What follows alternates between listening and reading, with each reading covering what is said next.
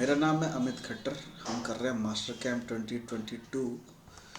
तो आज से हम स्टार्ट करेंगे मिलिंग की सीरीज़ स्टार्ट करेंगे।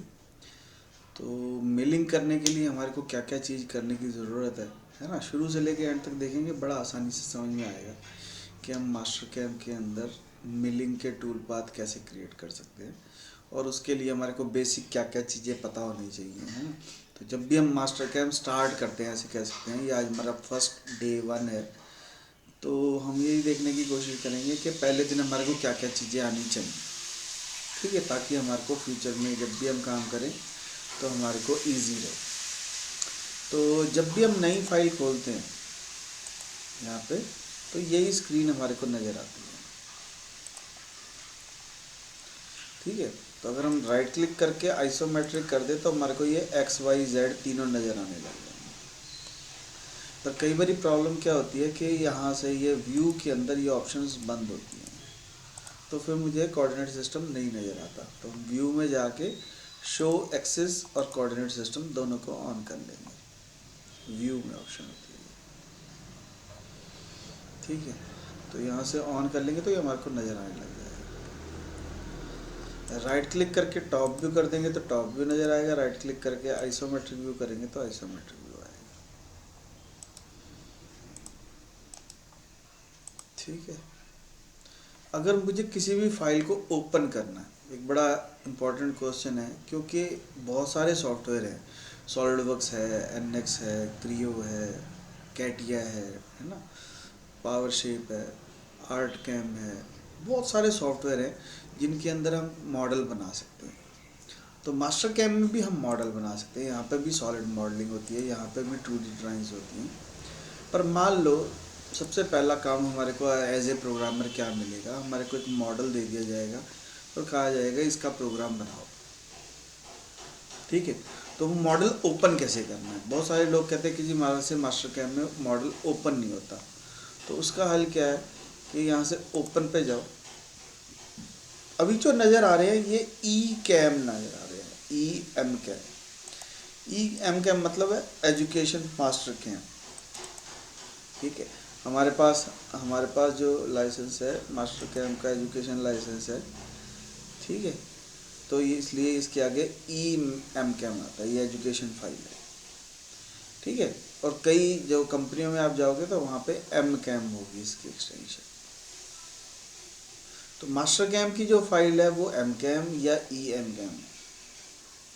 और जो और सॉफ्टवेयर से अगर मैं किसी और मॉडल को लेके आता हूँ, जैसे मान लो एनएक्स में से लेके आ रहा हूँ या कैटिया में से लेके आ रहा हूँ, तो उसकी डिफरेंट डिफरेंट एक्सटेंशन हो सकती हैं। सबसे ज़्यादा जो पॉपुलर है वो है स्टेप, एसटीपी, पैरासॉलिड और आईजीएस। ये तीन जो है सबसे ज़्यादा इम्पॉर्टेंट है, स्टेप, पैरासॉलिड, आईजीएस। अब हमारे को देखनी पड़ेगी कि हमारे मॉडल की एक्सटेंशन क्या है। अगर वो स्टेप है तो यहाँ से स्टेप कर दो, अगर वो पैरासॉलिड है तो यहाँ से पैरासॉलिड कर दो, अगर वो आईजीएस है तो वो आईजीएस कर दो, या अगर और कोई है तो और कोई ले सकते हैं। यूनिग्राफिक्स है तो यूनिग्राफिक्स ले सकते हैं, सॉलिड वर्क्स है तो सॉलिड वर्क्स ले सकते हैं, ठीक है। तो मान लो मेरी स्टेप फाइल है तो हम यहाँ पे स्टेप कर सकते हैं। सॉलिड वर्क्स अगर हम ऑल फाइल कर देंगे तो सभी नज़र आने लगेंगे। तो हम कंप्यूटर में जहाँ पे भी आपकी फ़ाइल पड़ी हो उसको हम पिक कर सकते हैं, ठीक है। जैसे हम यहाँ पे जाएंगे एग्जाम्पल में मिलिंग के अंदर, ठीक है। तो ये देखो, ये सारी ये क्रियो की भी फाइल नज़र आ रही है यहाँ पे हमारे को एज कैम की भी नज़र आ रही है हमारे को, है ना। तो मास्टर कैम की भी नज़र आ रही है ना। तो बहुत सारी फाइलें हमारे को नज़र आ रही हैं जिनमें से हम कोई भी पिक कर सकते हैं, ठीक है। ये सॉलिड वर्क्स की फ़ाइल नज़र आ रही है क्योंकि हमने यहाँ पे ऑल फाइल किया हुआ। अगर हम सिर्फ सॉलिड वर्क्स कर देंगे तो सिर्फ सॉलिड वर्क्स की फ़ाइलें नज़र आएंगी और फाइलें नज़र नहीं आएंगी,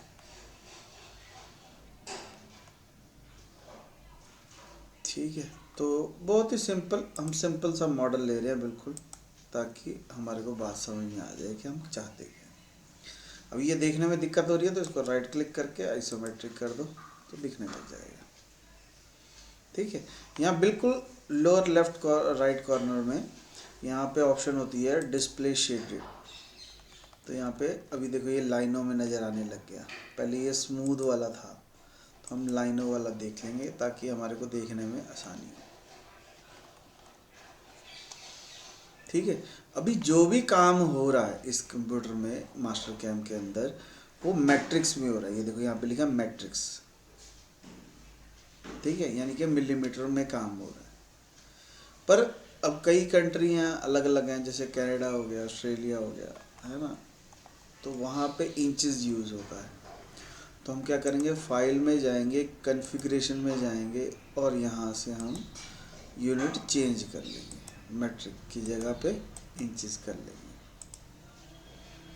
ठीक है, तो जितना भी काम है वो इंचेस में होने लग जाएगा। अगर हम चाहते हैं कि परमानेंटली ये इंच में कन्वर्ट हो जाए, तो हमारे को स्टार्ट एंड एग्जिट में जाके यहाँ से इंचेस कर देना है। तो उसके बाद जब भी आप नई फाइल भी खोलोगे तो वो इंचेस में ही कन्वर्ट होगी। हाँ, और यहाँ पे नीचे लिखा हुआ भी आएगा कि ये mm में है या इंचेस में है। ठीक है, तो वो कह रहा है scale current part two inches, है ना, कि भाई ये जो पार्ट है इसको इंचेस में कन्वर्ट कर दूँ। ये देखो ये 42, तो हमने कहा जी नो। ठीक है, तो ये उसके हिसाब से ही आ जाएगा। ठीक है, तो हमने क्या किया, सिंपली हमने ओपन कमांड करा और उसको एक मॉडल, हमने उसको कहा कि ये वाला मॉडल जो है हम चाहते हैं। ठीक है, इसको डोंट सेव कर देता हूँ, तो ये मॉडल हमारे सामने आ जाएगा। ये देखो ये इंचेस वाला है। ठीक है, क्योंकि हमने पहले ही इंचेस कर दिया तो वो इंचेस में आ गया। ये जो नीचे सिंबल नज़र आ रहा है, ये इंचेस का मतलब है ये 1.3 क्या आ रहा है, यानी कि यहाँ से यहाँ तक अप्रॉक्सीमेटली आइडिया दे रहा है वो हमारे को कि इतना डिस्टेंस जो है वो इंचेस का है। तो हम अंदाज़ा लगा सकते हैं कि ये इसकी जो थिकनेस है 1 इंच से कम है।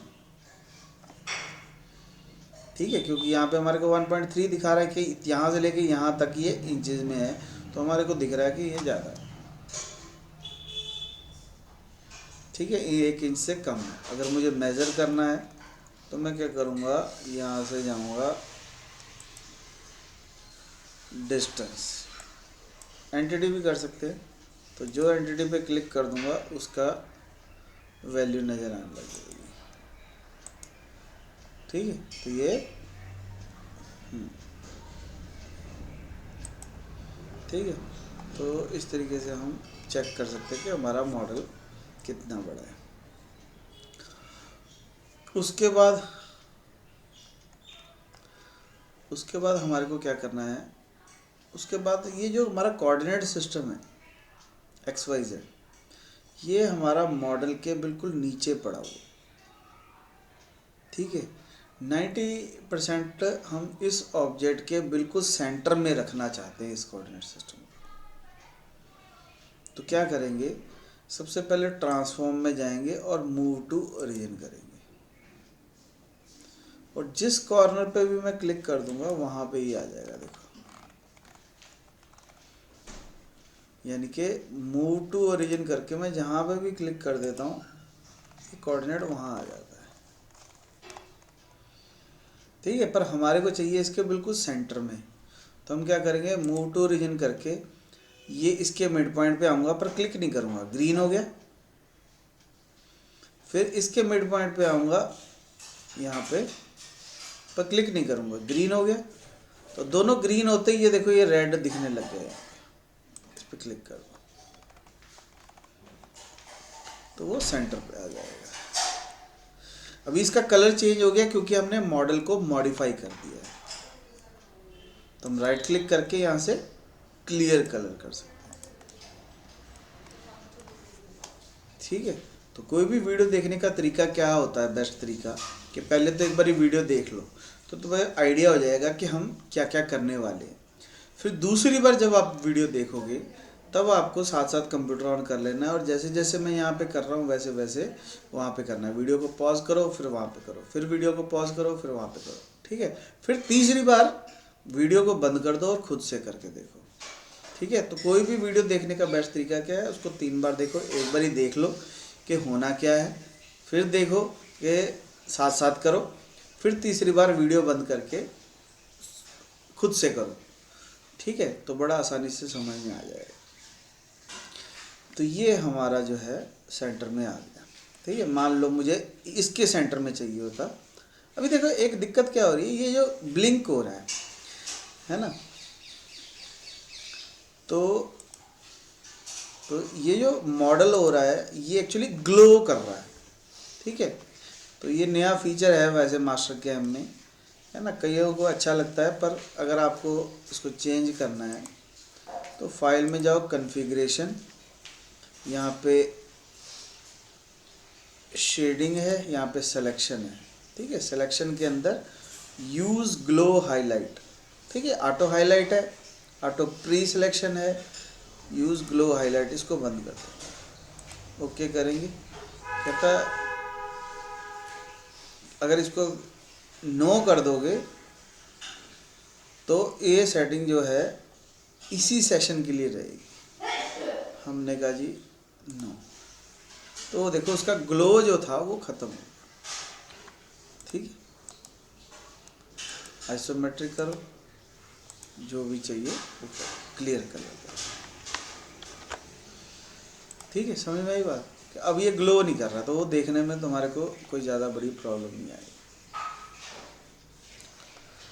तो हमने क्या किया, दोबारा से करते हैं एक बारी फास्ट फॉरवर्ड में। हमने किया ओपन फाइल की,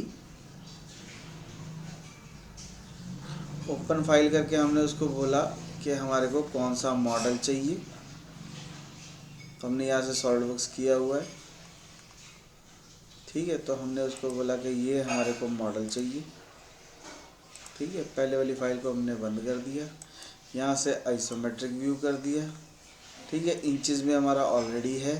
फिर हमने इसको कहा ट्रांसफॉर्म के अंदर मूव टू ओरिजिन, ये पॉइंट क्लिक नहीं करना, ये पॉइंट क्लिक नहीं करना, हमारे को जस्ट रेड वाले पे क्लिक करना। ठीक है, राइट क्लिक करके कलर ठीक कर दो, कॉन्फ़िगरेशन में जाके ग्लो बंद कर दो। ठीक है, अब की बार मैं यस कर देता हूँ ताकि बार बार की प्रॉब्लम ख़त्म हो जाए। तो इसको ओके करेंगे तो ये कॉन्फ़िगरेशन फाइल जो है सेव हो जाएगी। ठीक है, अब अगली बार हमारे को कोई दिक्कत नहीं आएगी। यहाँ पर राइट क्लिक करके अगर मैं फिट कर दूंगा तो ये स्क्रीन में फिट भी हो जाएगा। ठीक है, तो अब हमारे को ऑपरेटर को बताना पड़ेगा कि जो हमारा कोऑर्डिनेट सिस्टम है, जो हमारा ओरिजिन पॉइंट है, वो इस ऑब्जेक्ट के बिल्कुल सेंटर में। ठीक है, समझ में आई बात। तो इतना काम होने के बाद हमारे को क्या करना है, उसके बाद हमारे को सेलेक्ट करनी है मशीन, कि ये जो कंपोनेंट है किस मशीन के ऊपर बनने वाला है। मिलिंग पे बनेगा, टर्निंग पे बनेगा, वायर कट पे बनेगा, या किसी और मशीन पे बनेगा। ठीक है, तो हम यहाँ पे भी मास्टर कैम के अंदर भी हमारे को मशीनिंग में जाना पड़ेगा, और मशीनिंग में जाके हमारे को ये बताना पड़ेगा कि हमारे को मिलिंग मशीन चाहिए। तो हम डिफ़ॉल्ट मिलिंग मशीन ले लेंगे। ठीक है, तो मशीन में आके मिलिंग मशीन लिया, तो यहाँ पे ये देखो ये मशीन आ गई हमारे पास। ठीक है, मशीन ग्रुप 1 आ गया। तो अब हमारे को करना क्या है, जैसे ही ये मशीन आया वहाँ पे देखो यहाँ पे मिलिंग के टूल पाथ भी आने लग गए।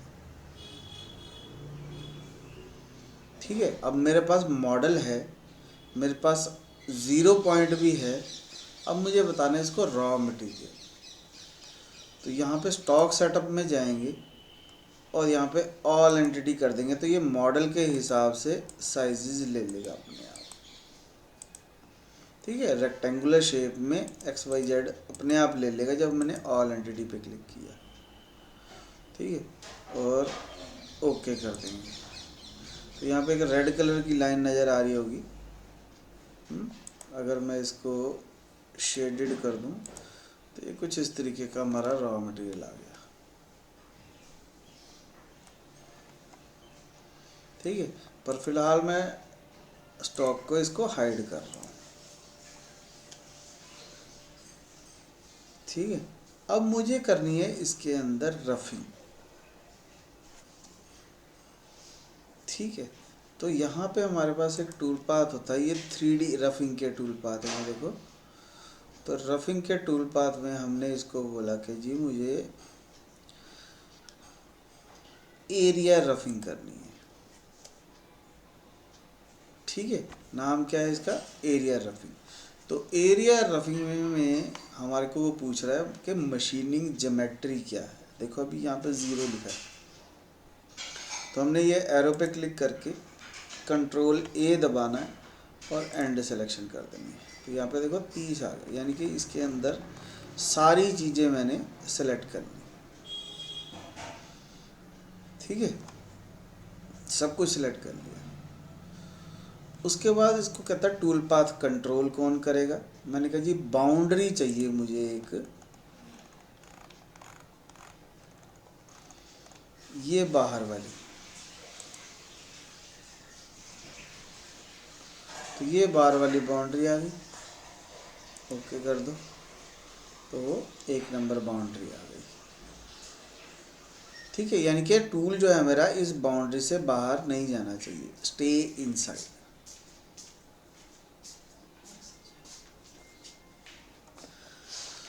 तो उसको एक टूल भी चाहिए होगा ऑब्वियस रफिंग के लिए। ठीक है, तो टूल बताना पड़ेगा। देखो टिक लगता जा रहा है जहाँ जो जो चीज़ हम देते जा रहे हैं। तो टूल कौन सा, मैंने कहा जी मुझे फिल्टर करना है सिर्फ एंड मिल। मैंने बाकियों को नन कर दिया और फिर एंड मिल सेलेक्ट कर लिया। तो फ़ायदा क्या होगा, अब सिर्फ एंड मिल ही नज़र आ रहे हैं।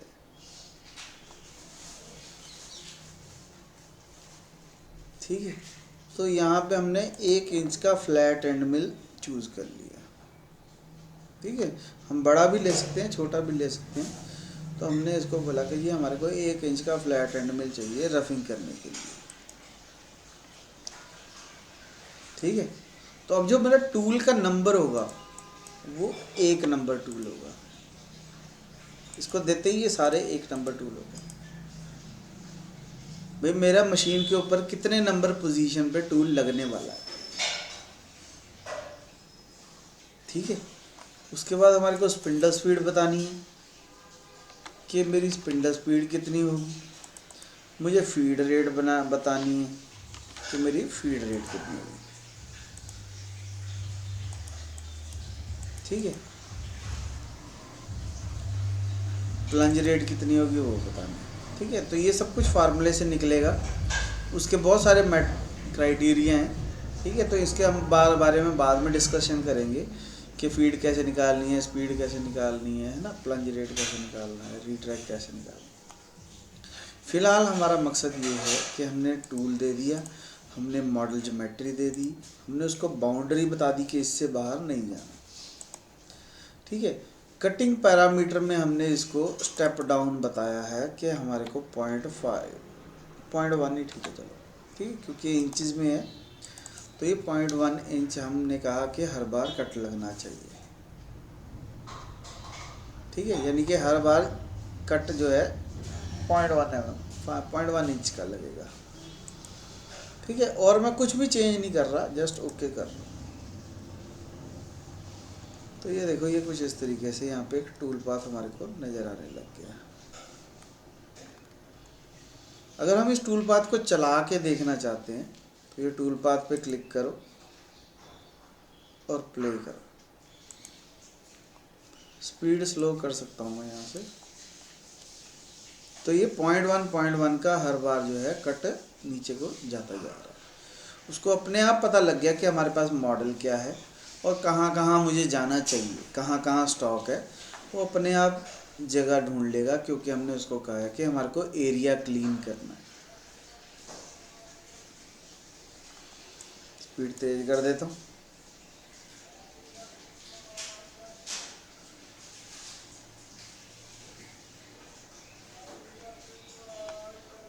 अब ये यहाँ क्यों नहीं गया, क्योंकि उतनी जगह ही नहीं थी टूल के जाने की, इसलिए नहीं हो गया।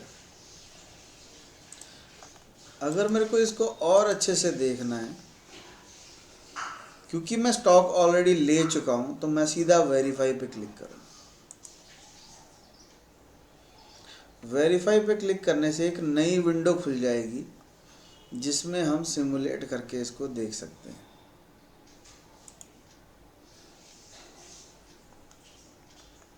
स्पीड थोड़ी स्लो कर लेता हूँ और यहाँ से प्ले करेंगे।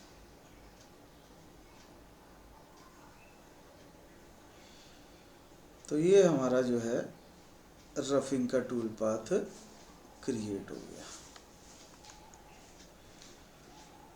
इस टूल पाथ को चलने में कितनी देर लगेगी वो यहाँ पे लिखा आ रहा है, 10 मिनट और 30 सेकंड का टूल पाथ है। ठीक है, इसको अगर मैं बंद करना चाहता हूँ तो यहाँ से बंद कर दो।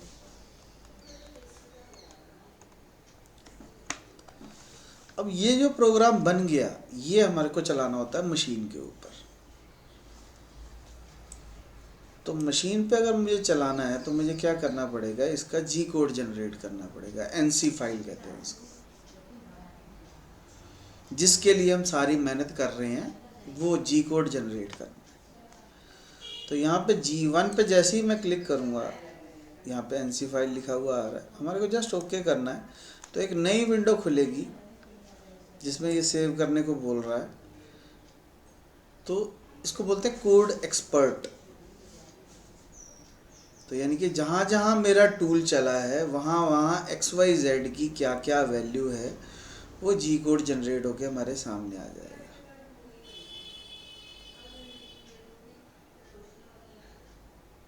ठीक है, ये जो जी कोड आ गया,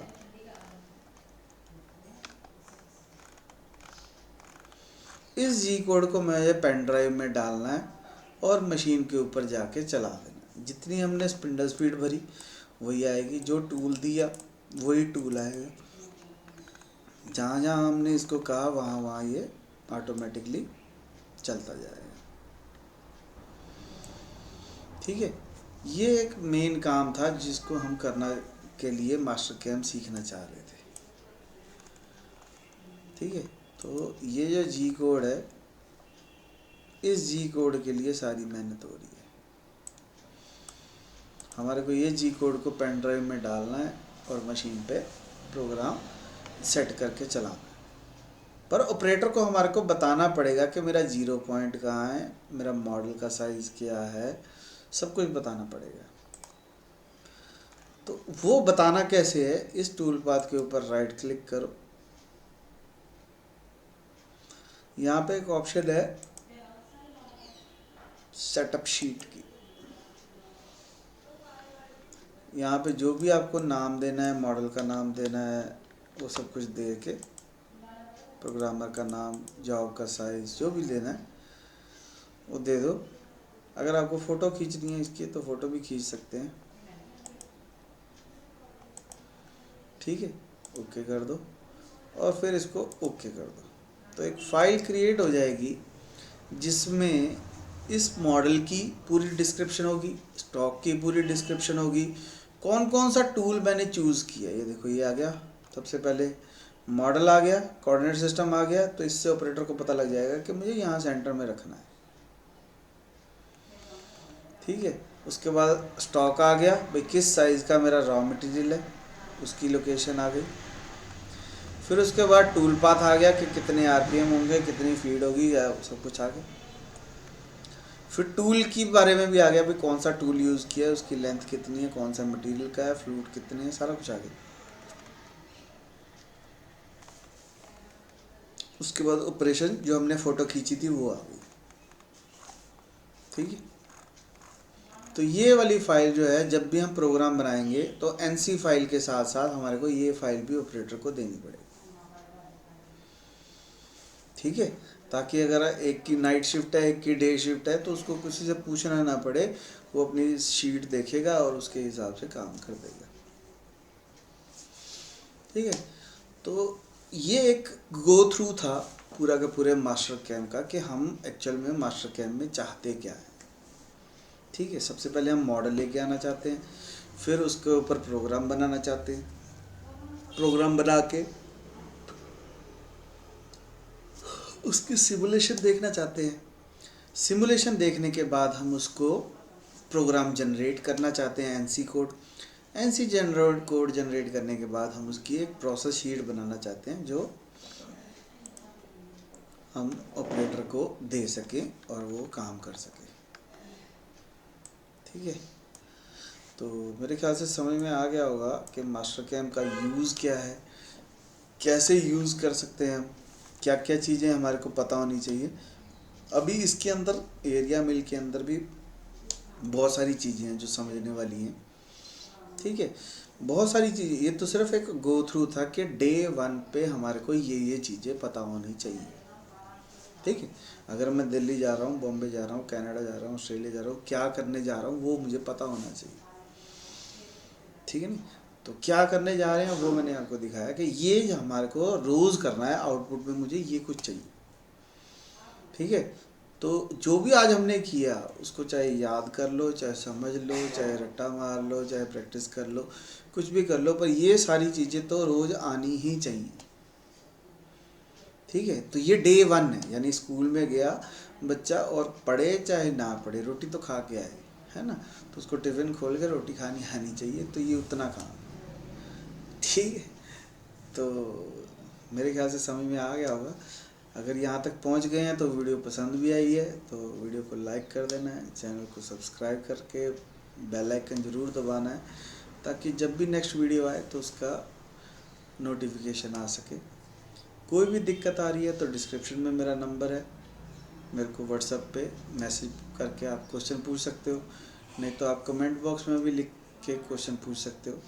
इस वीडियो में सबसे अच्छी चीज़ आपको क्या लगी कमेंट बॉक्स में लिखो, और जितने भी कैड कैम से रिलेटेड लोग हैं, मैकेनिकल से रिलेटेड लोग हैं, सीएनसी प्रोग्रामिंग से रिलेटेड लोग हैं, सबके साथ वीडियो शेयर करो।